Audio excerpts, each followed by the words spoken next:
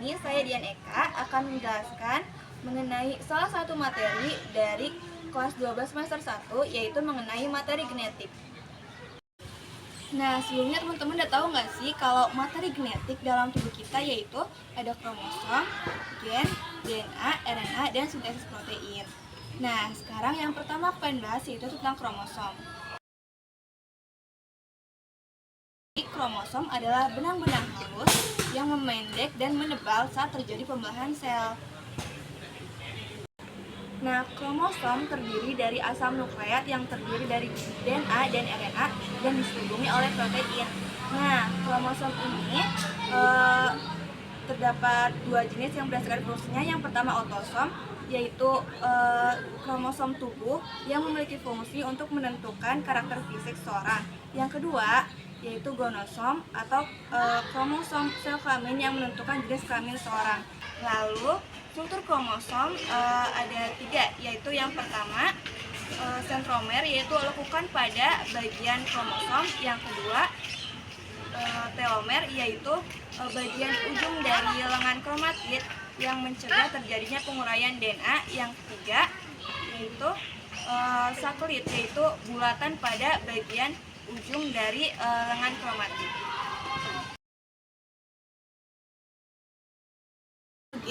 Gen adalah unit terkecil dari makhluk hidup yang mengandung substansi hereditas. Nah, gen ini memiliki sifat mengatur proses metabolisme dan dapat berduplikasi serta mengandung informasi genetik.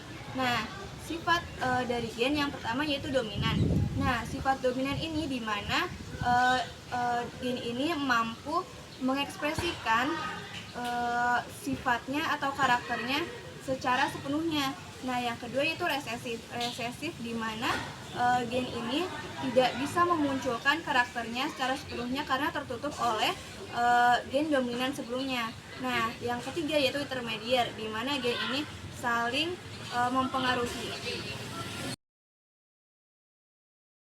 DNA. Jadi DNA adalah materi genetik yang diturunkan dari induk suatu organisme. Nah, DNA ini tersusun atas banyak nukleotida sehingga disebut sebagai polinukleotida.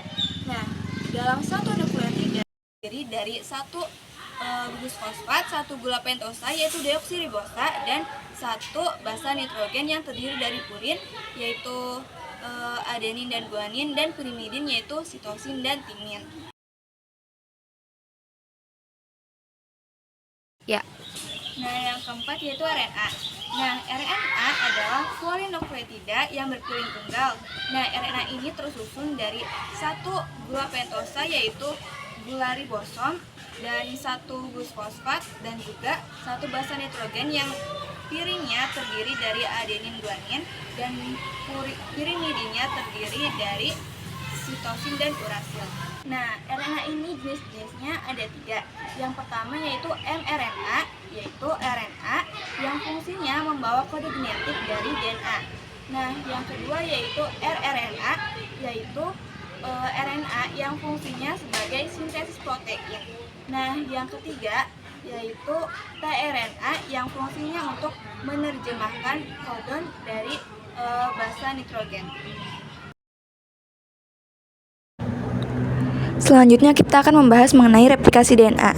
Jadi, replikasi adalah peristiwa sintesis DNA ketika sel membelah. Cara mitosis sel anak harus mengandung DNA penuh dan identik dengan DNA pada sel induk.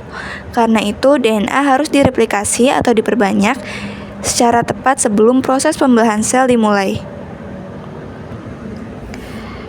Nah, replikasi terjadi dengan 3 model. Yang pertama yaitu konservatif, di mana 2 rantai DNA lama tidak berubah, berfungsi sebagai cetakan untuk 2 rantai DNA baru. Yang kedua yaitu semi-konservatif, di mana 2 rantai DNA lama terpisah, kemudian rantai baru disintesis dengan prinsip komplementasi pada masing-masing rantai DNA lama tersebut.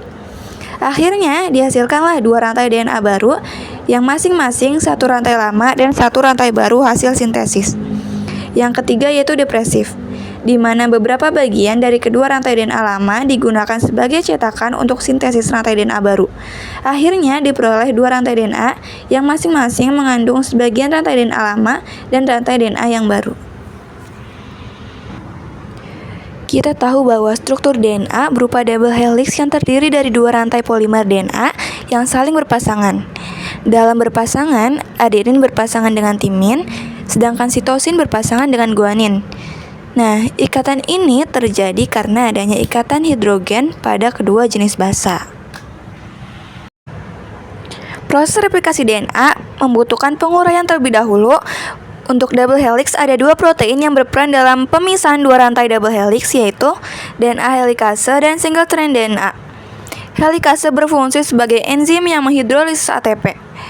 Dengan melakukan hidrolisis ATP, DNA helikase dapat menempel dan bergerak sepanjang DNA. Double helix DNA dibagi menjadi dua single strand DNA. Protein single strand binding berfungsi menstabilkan single strand DNA agar rantai DNA dapat tetap lurus selama proses replikasi berlangsung. Sintesis protein terjadi dalam dua tahap, yaitu transkripsi dan translasi. Transkripsi merupakan proses sintesis RNA dari salah satu rantai DNA, yaitu rantai cetakan. Transkripsi berlangsung dalam inti sel. Tahap kedua yaitu translasi, merupakan proses penerjemahan kodon dari rantai RNA hasil transkripsi menjadi urutan asam amino yang membentuk rantai polipeptida.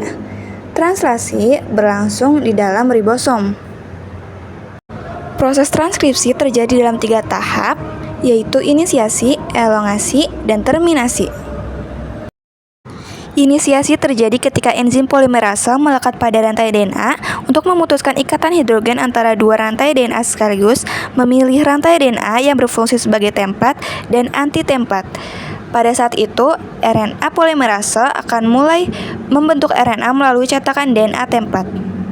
Pada saat pemasangan rantai DNA, adenin berpasangan pada urasil, timin berpasangan dengan adenin, guanin berpasangan dengan sitosin, dan sitosin berpasangan dengan guanin. Kemudian, RNA polimerase akan mengarahkan pembacaan dari 5 ke 3. Nah, proses ini dinamakan sebagai elongasi. Proses transkripsi akan berakhir saat RNA polimerase sampai pada daerah terminator. mRNA yang telah terbentuk pada urutan 3 basa nitrogen dikenal dengan kodon. Nah, kodon nantinya akan keluar melalui pori-pori nukleus menuju sitoplasma untuk memulai proses translasi. Pada proses translasi, mRNA berperan sebagai cetakan dalam pembuatan protein. Nah, seperti yang kita ketahui bahwa mRNA mengandung 3 basa nitrogen yang disebut sebagai kodon. Nah, di sini harus kita ingat bahwa translasi adalah proses penerjemahan mRNA menjadi protein.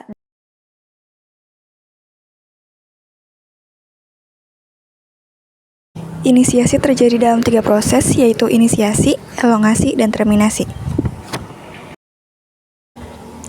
Tahap inisiasi dimulai saat ribosom subunit kecil terikat pada mRNA. Ribosom subunit akan bergerak dari area 5 ke 3. Ketika sudah menemukan kodon AUG, tRA yang membawa asam amino metianin dan kodon OAC akan melekat pada mRNA. Setelah tRNA terikat dengan mRNA, maka ribosom subunit besar akan datang dan terikat dengan ribosom subunit kecil untuk melengkapi proses inisiasi. Ribosom subunit besar memiliki 3 daerah, yaitu A atau acceptor site, daerah P atau peptidosite, dan daerah E atau exit site. Saat terjadi proses elongasi, asam amino yang lain akan dibawa pada rantai mRNA oleh RNA transfer dengan membawa antikodon. Asam amino yang baru akan masuk daerah A, lalu ikatan peptida akan terbentuk di antara kedua asam amino pada daerah P. Saat itu ribosom akan berpindah ke triplet kodon lain pada mRNA sehingga tRNA yang sudah melepaskan asam aminonya akan berada di daerah E dan bersiap untuk keluar. Kemudian daerah A bersiap untuk ditempati tRNA yang baru. Siklus ini akan terus berulang sampai tahap terminasi.